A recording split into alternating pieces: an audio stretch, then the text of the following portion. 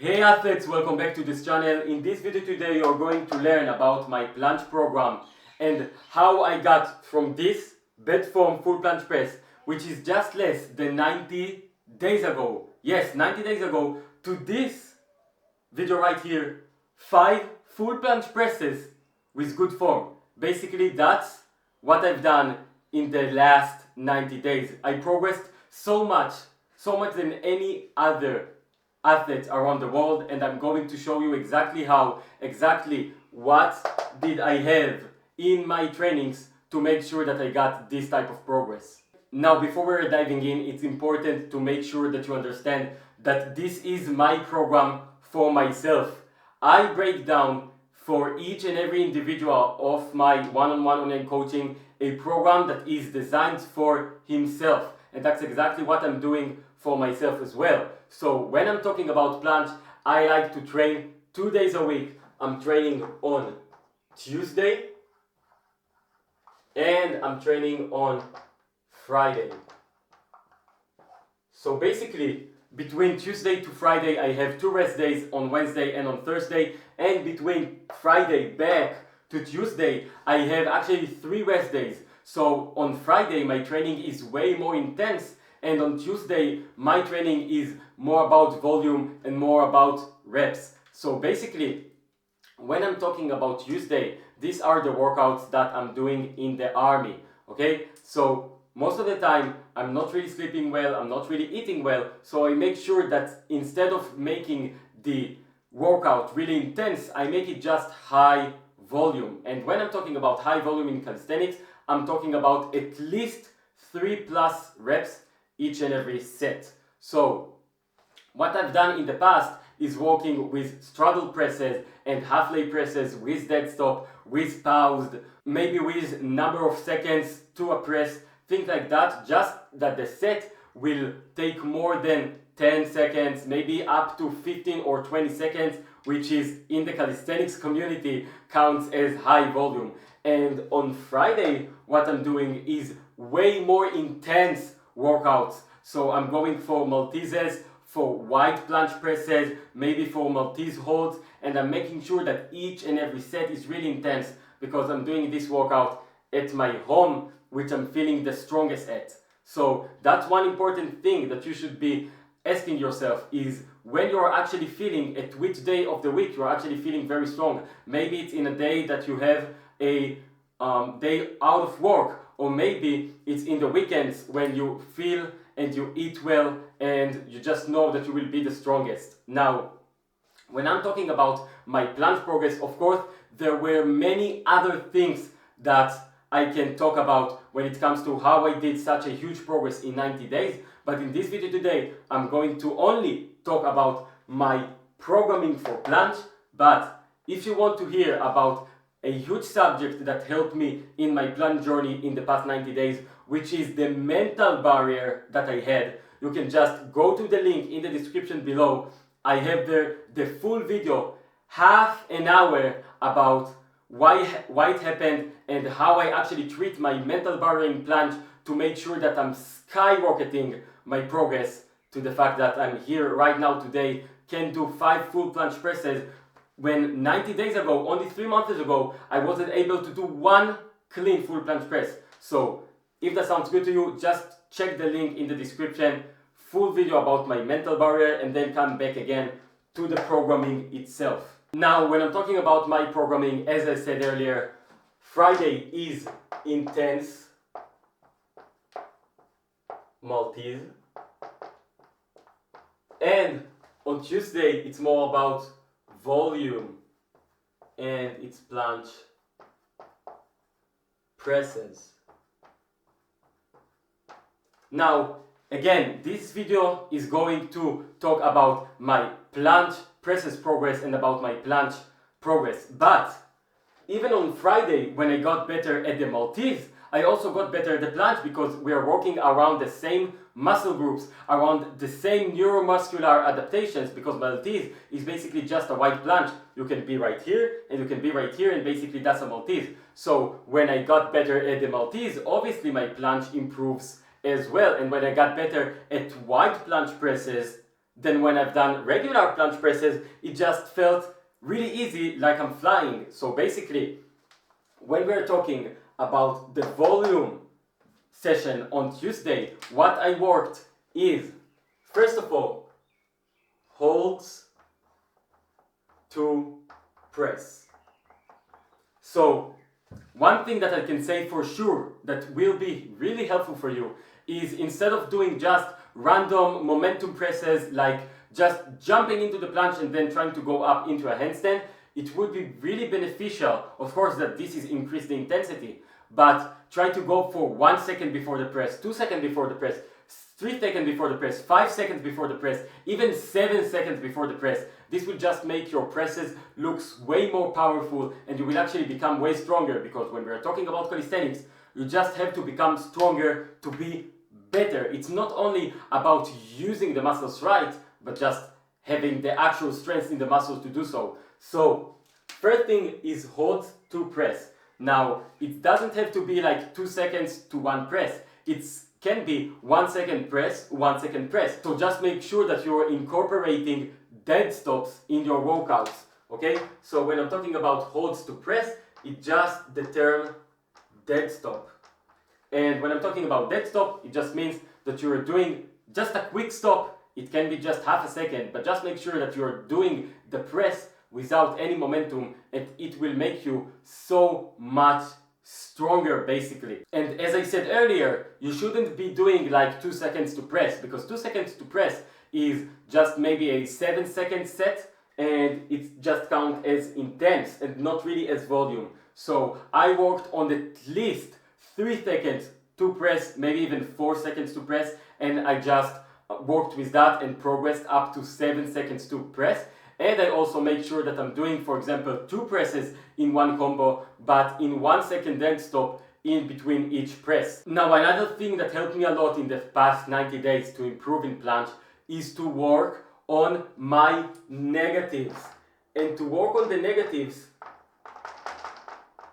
is actually one of the most important aspects when it comes to planche presses, because negative can actually be the same intensity as going up with a press with bad form. You really need to make sure that you are not wasting even not a single amount of strength when doing the negative. You really need to make sure that you are controlling them and that you understand how to express the strength from going from handstand into parallel to planche, and make sure that you're using the least amount of strength. Because basically, at the start of my trainings, when I started to train for 2 presses, for 3 presses, I just felt that all of my strength is going on just to not falling down in the negative below parallel. And when I actually realized how to improve my negatives, and I just worked on them and make sure that I understand the technique, I understand the activations of the negative, that you should be depressed and protracted as fast as possible when going down from a handstand to a planche, I just realized that my presses are getting so much better, because negative is just half of the movement of the press. It's a press and a negative, that's about it. So if you're getting so strong at presses, but your negatives are pretty much shit, you can't really get better to 3 presses, 4 presses, 5 presses. So working on your negatives is actually a great advice, and I did it both on Tuesday and on Friday. So on Friday, besides working with Maltese, I also worked with EMOM. And I made a full video about EMOM. If you want to see it, just check it on my channel, how I got from 0 to 3 full planche presses, but right now I'm already at 5. But basically, I use EMOM not only for the presses, but also for the negatives, to just make sure that I learn the technique the right way, because EMOMs make you do many sets at a low intensity and a high volume. So in 10 minutes of EMOM, it only took 10 minutes. I've done 10 full planche presses and a negative. So I worked so much on my negatives that I just got so much better on Friday, and then when I came back to Tuesday, it was so easy to put it into practice into 3 presses, 4 presses, and of course 5 presses. Now, another thing that I've worked both on Friday and on Tuesday is working on wide presses. And the same goes for Friday, because as I said earlier, when you're getting so much better at wide planche presses, regular planche presses just feels so neutral, so easy, it feels like you are literally flying. So when I got to the point that I can do wide press in planche, and of course that I can do presses with Maltese, which is, you know Maltese, it's literally crazy. But when I got to 2 presses with the band of Maltese, of 3 presses with Maltese with the band, I just realized that I can go for wide pressing planche, and thus I will be able to do at least 2 or even 3 full planche presses right away. Just because I can do a wide press, that means that I can do at least 2 to 3 in the regular grip. So it just gave me lots of confidence that I will be able to improve my presses when I got the wide press on contact with my training. Now I need to make sure that you understand something. Of course, not all of these sets were with good form. As you saw, I worked with just a bad form full planche press at the start 90 days ago. And even right now, the 5 full planche presses, I know they are not perfect. But that's exactly why you should always thrive for perfection, but of course to work with the bad form. Again, I did a video about it. Everything that I'm talking about I already broke down in my latest YouTube videos, so you can always check it out. But when I worked on Tuesday, I worked also with bad form presses. So as I said earlier, on Tuesday I'm working on volume, and how can I actually get to 3 full planche presses, which is, as I said, at least 3 reps. It's high volume because it's taking like 15 to 20 seconds to do a full set of planche press, negative, planche press, negative, planche press, negative, and maybe even a single hold. So when I'm talking about bad form presses, it just helped me to get more volume. So I arched my back, maybe sometimes I opened my legs a little bit from full to something like that. But make sure that you understand what is counting as a bad form and what is counting as just bad, like for planche. Like when you're doing a press and you're breaking your elbows just a little bit, it's not really a planche press. You're just doing like 90-degree handstand push-ups but with almost straight arms. And it doesn't really transfer to the actual volume of the planche. So make sure that you understand how to use bad form. Again, did a YouTube video about it, just go check it in my channel. And the last thing that I worked on Tuesday is doing presses to hold. And presses to hold is literally a cheat code, because the same goes with every single other calisthenics exercise. If you want to get better, for example, at the front lever pull-up, you can just do front lever pull-up to a front lever hold, and it will just make you so much stronger. So the same thing goes for planche presses. Instead of doing 3 full planche presses, I also tried to do 2 full planche presses to 3 seconds hold, to 4 seconds hold. And that's literally improved me so much, because if I can do 2 full planche presses and then hold for 4 seconds, then I can for sure do 3 full planche presses, or maybe even 4 full planche presses. So all you need to do is to understand how to use holds before the presses, after the presses, in between the presses, to actually get better at it. So again, let's summarize everything, because there is one thing that will always help you when you're talking about presses, and this is just to improve your planche holds, and the other way around. When I got to full planche presses, I actually got to 16 seconds full planche hold clean form, just because I got better at the presses. Holds and presses have such a huge correlation that I must talk about it, because it doesn't go the same with planche push-ups. Planche push-ups doesn't really help to your presses, it doesn't really help to your holds, but between holds and presses, there is just a huge correlation. If you get better at the holds, you will get better at the presses. If you get better at the presses, you will get better at the holds. So why not combining both of them to get everything else? So, as I said earlier, on Friday, I use Maltese holds and Maltese presses. Of course, this was with a band, so the Maltese presses was with a band, Maltese holds were with a band, up until I got to a free, just zero assistance Maltese holds for 5 seconds for 10 seconds, and that just helped me with the presses itself. Of course, on Friday I also done EMOM training. So even after everything related to Maltese, I done EMOM training of full planche presses and full planche negatives. And that just helped me to understand that if I can do, after so many Maltese holds and Maltese sets of presses, to do actual EMOM training with planche, that just means that when I will come back to Tuesday, I will just be able to be so much stronger. And then on Tuesday, what I've done is first holds to press. As we said earlier, the correlation between holds to press is so big that you just need to work on it on the same exact set. I've also done dead stop presses. So just making sure that between each and every press, I'm doing a quick dead stop. It can be half a second, 1 second, 2 seconds, and it will just make sure that you come back and getting stronger each and every session. The third thing that I done is presses to holds.